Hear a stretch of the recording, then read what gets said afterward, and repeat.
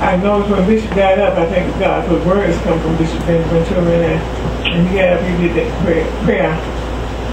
And so I'm not going to do the prayer because when he was doing the prayer, he was including the speakers that would come up after him. So for my part, I won't do it. I'm going into the lesson, facing the unknown with confidence.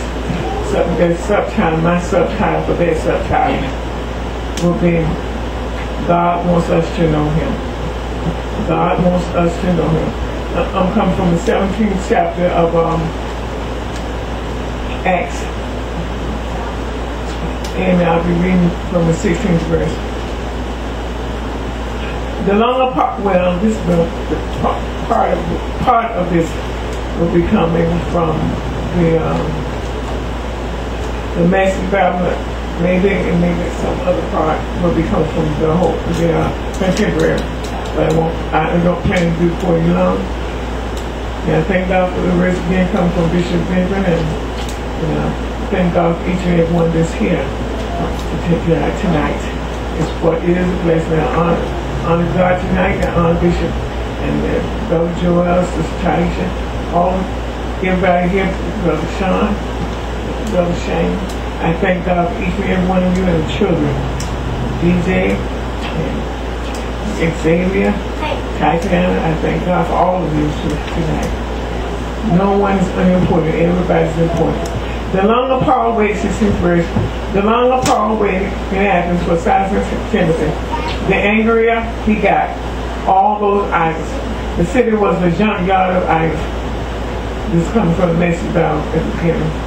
He discussed it with the Jews and other like-minded people at the meeting place. And every day he went out on the streets and talked with anyone who happened along. He got to know some of the Epicurean and Stoic intellectuals pretty well through these conversations.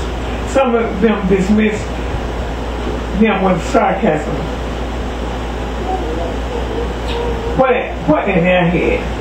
But others listen to him, go on about Jesus and the resurrection were intrigued. That's the new thing on God's. Tell us more. So what I'm going to do is skip over here. I read to the 18th verse, I think. Yeah, these are a little simpler. On that 18th verse. I read to 18th verse. This is coming from the contemporary Bible. They brought Paul before a council called the Areopagus and said, tell us what your new teaching is all about. We have heard you say some strange things and we want to know what you mean. 21 verse. More than anything else, the people of Athens and the foreigners living there love to hear and talk about anything new. So Paul stood up in front of the council and said, people of Athens, I see that you are very religious. 23rd verse. As I was going through your city and looking at the things you worship, I found an altar with the words, to an unknown God. To worship this God, you worship this God, but you don't really know Him. So I want to tell you about Him. God wants us to know Him. This God made the world, 24th verse, and everything in it. He is Lord of heaven and earth, and He doesn't live in temples built by human hands. He doesn't need help from anyone. He gives life, breath, and everything else to all people. From one person, God made all nations who live on earth, and He decided when and where every nation would be. 27th verse. God has done all this so that we will look for Him and reach out and find Him. He isn't far from us, and He gives us the power to live, to move, and to be who we are. We are His children, just as some of your poets have said. Since we are God's children, 29th verse, we must not think that He is like an idol made of gold or silver or stone. He isn't like anything that humans have thought up and made. 30th verse. In the past, God gave all this because people did not know what they were doing. In other words, they didn't know no better. But now he says that everyone, everywhere must turn to him. And he's God is not like he was before. He get put a little sack up and didn't know no better. But now he's saying this: everyone, everywhere must turn to him. 31. He has set a day when he will judge the world's people with fairness. And he has chosen the man Jesus to do the judging for him. God has given proof of this to all of us, by raising Jesus from the dead. God wants us to know him. And I'm going to read these last 2 verses and that's it. As soon as the people heard Paul say that a man had been raised from death, some of them started laughing. Others said, we will hear you talk about this some other time. 33. When Paul left the council meeting, some of the 24th verse, the last verse, some of the men put their faith in the Lord and went with Paul. One of them was a council member named Dionysius, a woman named Damaris, and several others also put their faith in the Lord. So that completes my verses right there. And this is about God wants us to know him. They had made Athens, the people in Athens. Paul had went to Athens on his travels.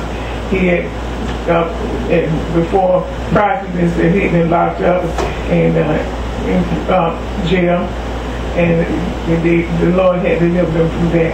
He went on to Athens, and this happened in Athens. There was people of the Athens. Paul told them, I see that you are very religious. Religious is something you don't want to be. So religious people think that everybody has to look them down and know that you, and it's uppity, bigger people. As I was going through your city, this is Paul talking, and looking at things you worship, I found an altar with the words, to an unknown God. So subtitle on tonight, facing the unknown with confidence. This is how he began to teach these people the unknown God that they was worshiping. That God is a true and living God who wants them to worship him intelligently. They was worshiping these people was just worshiping idols and worshiping stones and all this stuff. So Paul was trying to let them know this God, the God that y'all don't know that about, y'all call an unknown God. He is a God that is alive, well and alive. He wants you to worship him, not wood or brass or something like that. He wants you to worship him. You worship this God, but you don't really know him. That's what Paul said. So I want to tell you about him.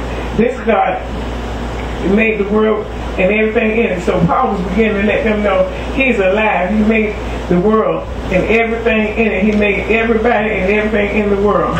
And it says here, I mentioned to you about the Epicureans. Now, those were people who followed the teaching of a man named Epicurus, who taught that happiness should be the main goal in life. So some things that you can turn on TV now and see some of the people teach this kind of stuff.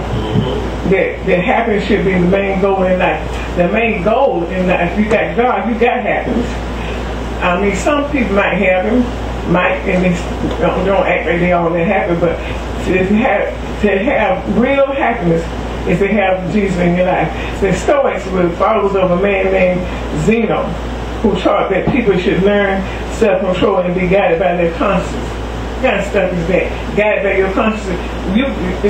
In some cases, if you guided by your conscience, you'll do everything your conscience tell you to do. No, the thing about it is, somebody said let your conscience be your guide, but some conscience, our conscious mind, can tell us to do some things that can get us in trouble. People rising from death, or God's name rising from death, is a God's name rising from death. That's what they knew.